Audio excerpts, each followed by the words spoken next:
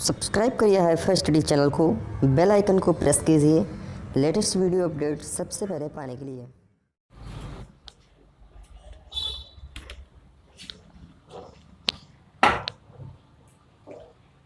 Hi everyone, welcome back to our channel.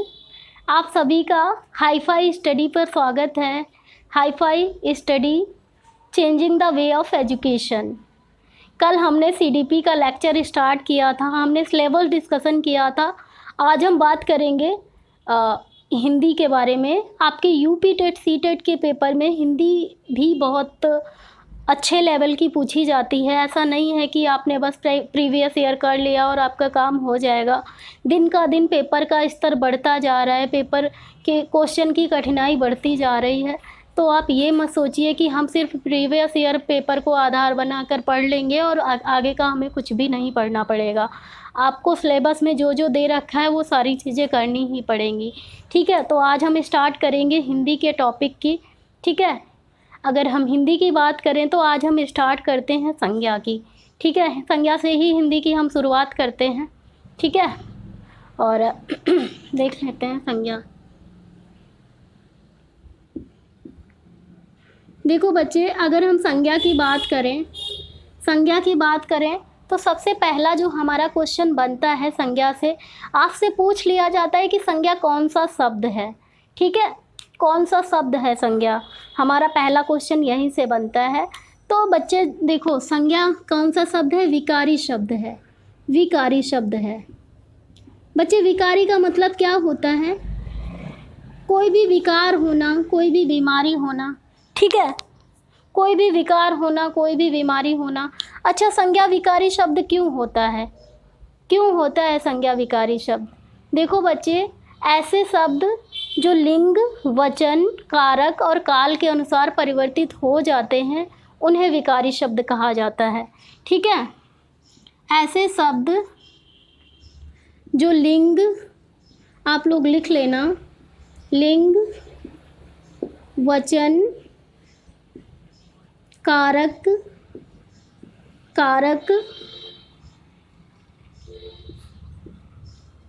और काल के अनुसार, कारक और काल के अनुसार परिवर्तित हो जाते हैं, विकारी शब्द कहे जाते हैं। ऐसे शब्द जो लिंग, वचन, कारक और काल के अनुसार परिवर्तित हो जाते हैं विकारी शब्द कहे जाते हैं। ठीक है, लिंग के अनुसार कैसे परिवर्तित होगा? जैसे लड़का है, ठीक है, लड़के का ट्रांसफ़र करेंगे, लड़की हो जाएगा। ठीक है, वचन के अनुसार कैसे चेंज होगा? जैसे लड़की है, एक वचन है, लड़कियां, चेंज हो रहा है ना। कारक के अनुसार वैसे ही परिवर्तित होता है, काल के अनुसार वैसे ही परिवर्तित होता है। जैसे दिन का रात बदल रहा है ना। तो ऐसे शब्द जो लिंग, वचन, कारक और काल के अनुसार बदल जाते हैं, परिवर्तित हो जाते हैं, उन्हें क्या कहेंगे? विकारी शब्द कहेंगे। ठीक है, उन्हें क्या कहेंगे? विकारी शब्द कहेंगे। अच्छा, और कौन कौन से विकारी शब्द होते हैं?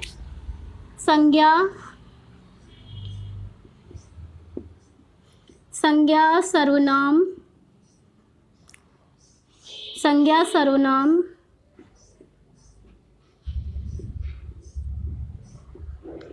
क्रिया,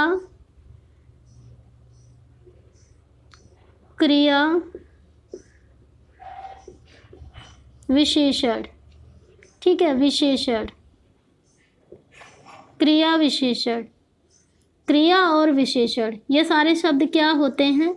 विकारी शब्द होते हैं। ठीक है, ये सारे शब्द क्या होते हैं? विकारी शब्द होते हैं। राइट, इतनी बात हमें समझ में आ गई। अब हमें समझ में आ गया कि संज्ञा आखिर कौन सा शब्द होता है। राइट, अब हम आगे बात करेंगे संज्ञा की डिफिनेशन क्या है, संज्ञा की परिभाषा क्या है। बच्चे इतना आप लोग नोट कर लीजिए, क्योंकि आपसे पूछा जाएगा क्वेश्चन में ये सारी चीज़ें। ठीक है, नोट करिए, फिर मैं इसे रफ़ी कर देती हूँ।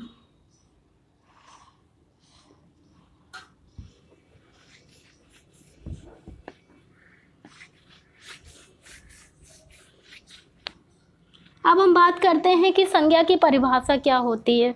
बचपन से ही हमने कुछ चीज़ें रट ली हैं जैसे कि किसी व्यक्ति वस्तु स्थान को संज्ञा बोलते हैं, किसी व्यक्ति वस्तु स्थान तथा भावों के नाम को संज्ञा बोलते हैं। यही रटी रटाई हमारी डिफिनेशन है और यही होता भी है।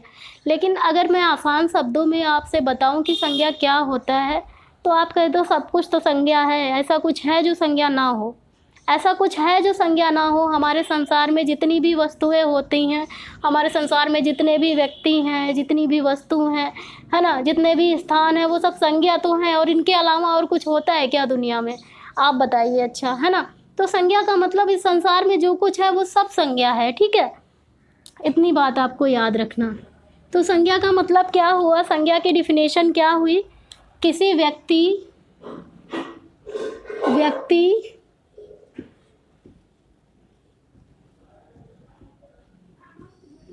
वस्तु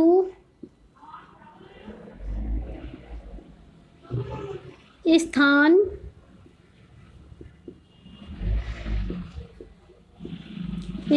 तथा भावों के नाम को संज्ञा बोलते हैं, ठीक है। स्थान तथा भावों के नाम को संज्ञा बोलते हैं, राइट।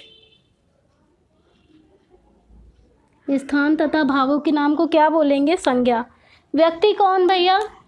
राम, मोहन, सोहन, सीता, गीता, कोई भी व्यक्ति हो सकता है भैया, कोई भी जेंडर आएगा, व्यक्तिवाचक संज्ञा में कोई भी व्यक्ति आएगा, है ना। वस्तु, कोई भी वस्तु हो सकती है, जैसे mobile, pen, marker, computer, motorcycle, truck, कंघा, शीशा, पाउडर, है ना। ये सब क्या है? वस्तु हैं। स्थान, स्थान कौन सा स्थान भैया? कोई भी स्थान, आगरा, मुंबई, दिल्ली, लखनऊ, कानपुर, बरेली, फैजाबाद, मुरादाबाद, सारे स्थान है ना, लंदन, कोई भी स्थान हो सकता है ना। तो किसी व्यक्ति, वस्तु, स्थान, भाव, भैया भाव, जवानी, बुढ़ापा, ये सब भाव हैं, जितने भी हैं हमारे, ये सारी भाव हैं, जितनी भी अवस्थाएं हैं ये सारी भाव ही तो होती हैं, है ना।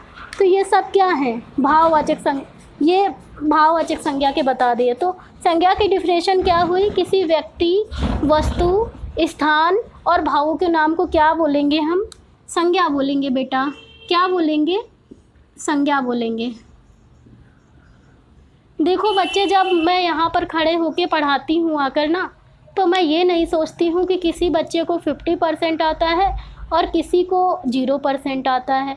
मैं ये समझ के आपको पढ़ाती हूँ कि किसी बच्चे को 0 भी नहीं आता है, ऐसे शुरुआत करती हूँ। तो अगर आप इस चीज़ को लेकर परेशान हैं, मुझे तो कुछ आता ही नहीं है, मुझे समझ में आएगा कि नहीं, अगर इस चीज़ को लेकर परेशान है तो आप निश्चिंत हो जाइए। अगर आपको 0 भी नहीं आता है सब्जेक्ट का, तो मैं 0 से नीचे से शुरुआत करूँगी और हाई लेवल तक लेके जाऊँगी, आपको सब समझ में आ जाएगा, ठीक है। तो किसी भी व्यक्ति, वस्तु, स्थान तथा भाव के नाम को संज्ञा बोलते हैं, ठीक है। ये हो गई हमारी डिफिनेशन संज्ञा की।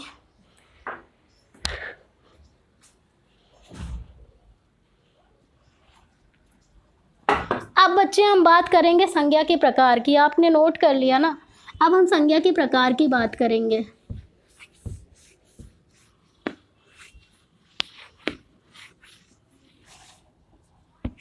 संज्ञा के प्रकार।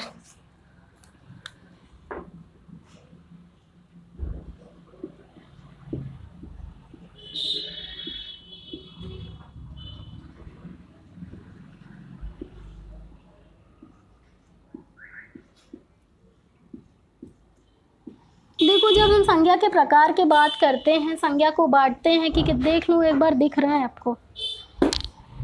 हाँ, दिख रहा है, ठीक है। जब हम संज्ञा के प्रकार की बात करते हैं ना, तो संज्ञा कितने प्रकार की होती है? संज्ञा कितने प्रकार की होती है? ज़रा कमेंट में मुझे बताना आप लोग, संज्ञा कितने प्रकार की होती हैं, देखो आपको कितना आता है, ठीक है।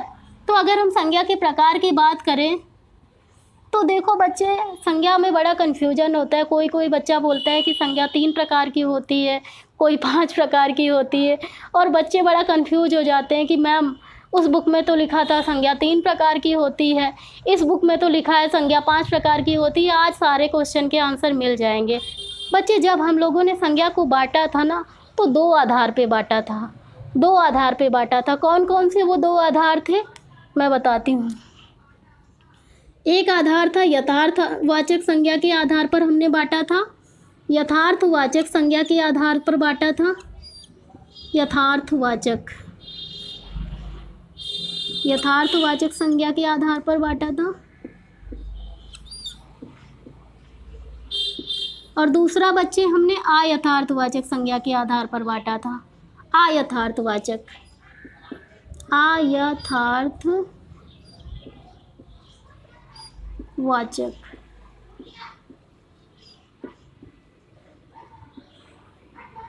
ठीक है बच्चे। यथार्थ का मतलब होता है जिन वस्तुओं का अस्तित्व होता है, जिन वस्तुओं का अस्तित्व होता है। जैसे मैं हूँ, ठीक है, मेरा अस्तित्व है, मैं आपको पढ़ा रही हूँ, आपको साक्षात दिख रही हूँ, तो मेरा अस्तित्व है, ठीक है।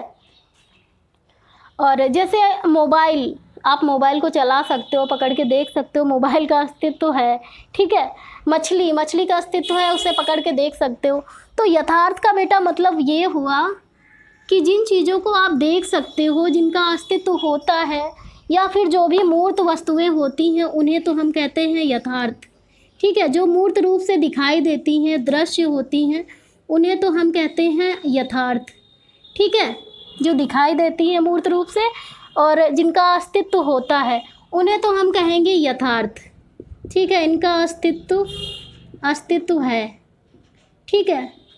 लेकिन बच्चे, जो वस्तुएं हमें दिखाई ही नहीं देती हैं, जो व्यक्ति हमें दिखाई ही नहीं देता, व्यक्ति तो ऐसा कोई होता ही नहीं भाई जो ना दिखाई दे, है ना। तो जो हमें दिखाई ही नहीं देता है, अदृश्य होता है, अगर हम कहें दिखाई नहीं देता है, अदृश्य होता है, या फिर अमूर्त होता है। अमूर्त का मतलब जो हमें दिखता नहीं है, ठीक है। अमूर्त होता है, दिखाई नहीं देता है, या फिर जिनका अस्तित्व नहीं होता है, वास्तविक रूप से जिनका अस्तित्व नहीं होता है, अस्तित्व नहीं होता है, ठीक है। इनका कोई अस्तित्व नहीं होता है, ये क्या होती हैं? अयथार्थ में चले जाएंगे, ठीक है। तो संज्ञा को हमने दो आधार पर बांट लिया था। कौन कौन से वो आधार थे?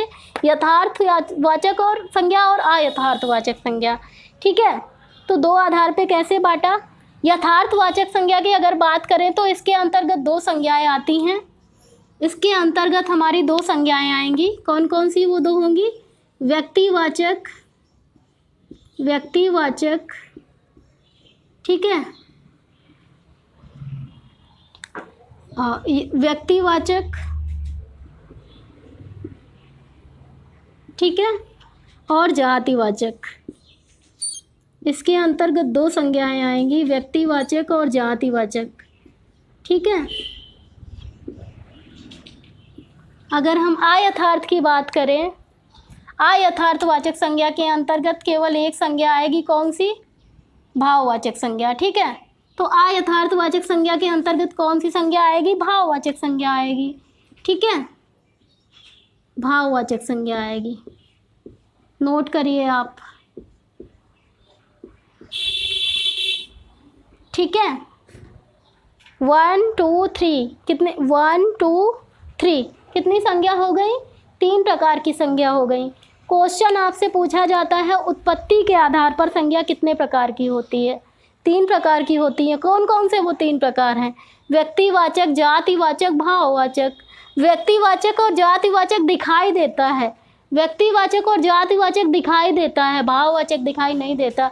कोई भी व्यक्ति, राम, मोहन, सीता, गीता, कोई भी पर्सन हमें क्या है? दिखता है ना, तो उसका अस्तित्व है, यथार्थ में चला जाएगा। कोई भी जाति दिखती है, लड़की, उसी सीता को हमने बोल दिया लड़की, जाति है लड़की, उसकी लड़की क्या है? एक जाति है ना, है ना।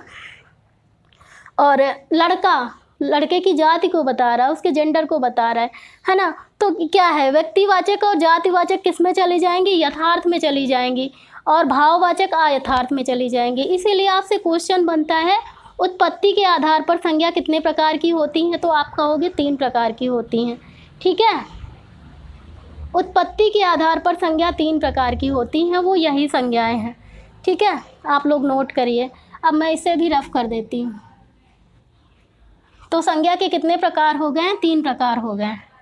ये यथार्थ में आ गए और ये अयथार्थ में आ गए, ठीक है। इतनी बात समझ में आई कि संज्ञा 3 प्रकार की होती है, ठीक है। अब हम बात करेंगे किसी किसी किताब में संज्ञा 5 प्रकार की लिखी होती है, वो कैसे लिखी होती है। देखो बच्चे, जब कोई चीज़ नई नई आती है तो उसमें क्या होता है कि हम कुछ मूलभूत वस्तुओं का ही उसमें संसाधनों का प्रयोग करते हैं। जब पुराने टाइम पे राइटर्स ने संज्ञा को डिफाइन किया था, उन्होंने 3 आधार पे संज्ञा को बांटा, 3 केवल संज्ञा बताई थी, व्यक्तिवाचक, जातिवाचक और भाववाचक। ठीक है, लेकिन जब नए नए राइटर आने लगे और लोग काम करने लगे, परिस्थितियां बदल गईं और ज़्यादा डेवलपमेंट हो गया, तो उन्होंने क्या किया, उसी संज्ञा पे और ज़्यादा काम किया और संज्ञा को 5 प्रकार में बांट दिया। ठीक है, वो 5 प्रकार कौन कौन से थे? उन्होंने किया कुछ नहीं, बस इसी जातिवाचक संज्ञा को 2 भागों में बांट दिया। कौन कौन से जातिवाचक संज्ञा को 2 भागों में बांट दिया? कौन कौन से? द्रव्यवाचक, नंबर 4 द्रव्यवाचक और नंबर 5 समूहवाचक। नंबर 4 द्रव्यवाचक और नंबर 5 समूहवाचक। ठीक है, तो उत्पत्ति के आधार पर तो संज्ञा 3 प्रकार थी और आप कितनी हो गई? आप 5 प्रकार की हैं। ठीक है, तो अब अगर आपसे पूछा जाए कि उत्पत्ति के आधार पर संज्ञा 3 प्रकार की होती हैं, तो आप यही लगाएंगे कि उत्पत्ति के आधार पर संज्ञा 3 प्रकार की होती हैं। ओके, अच्छा, इतना समझ में आया कि संज्ञा क्या है? व्यक्तिवाचक, जातिवाचक, भाववाचक। जातिवाचक को फिर से 2 भागों में बांट दिया गया, द्रव्यवाचक और समूहवाचक में। ठीक है, अच्छा, एक बात बताइए, आप जब आपने पहले फ़ोन यूज किया था तो कीपैड का फ़ोन यूज किया था, मोबाइल वो भी था, लेकिन आप टिक टिक टिक टिक करके चलाते थे उसको। लेकिन जैसे जैसे टेक्नोलॉजी बढ़ती गई, उसी फ़ोन में और सारे फंक्शन आ गए, है ना, और सारी फैसिलिटीज़ आ गई, और उस फ़ोन को नाम क्या दे दिया गया? Android phone. तो वैसे ही हमारी संज्ञा के साथ हुआ। पहले के राइटर ने तो संज्ञा को 3 भागों में बांटा, लेकिन जब बाद में नए नए वैज्ञानिक आए तो उसी संज्ञा को उठा के क्या किया, और 2 भागों में बांट दिया, द्रव्यवाचक और समूहवाचक संज्ञा में। ठीक है, इतना हमने पढ़ लिया है कि संज्ञा क्या होती है, संज्ञा के प्रकार कितने होते हैं। कल हम बात करेंगे कि व्यक्तिवाचक संज्ञा क्या है, जातिवाचक संज्ञा क्या है, भाववाचक, सबके बारे में डिटेल में पढ़ेंगे, फिर उससे बनने वाले क्वेश्चन को सॉल्व करेंगे। अगर आपको मेरा पढ़ाने का तरीका अच्छा लगा, आपको समझ में आया, तो प्लीज़ आप लाइक और कमेंट के माध्यम से बताएं और ज़्यादा से ज़्यादा वीडियो को शेयर करें। Thank you so much, keep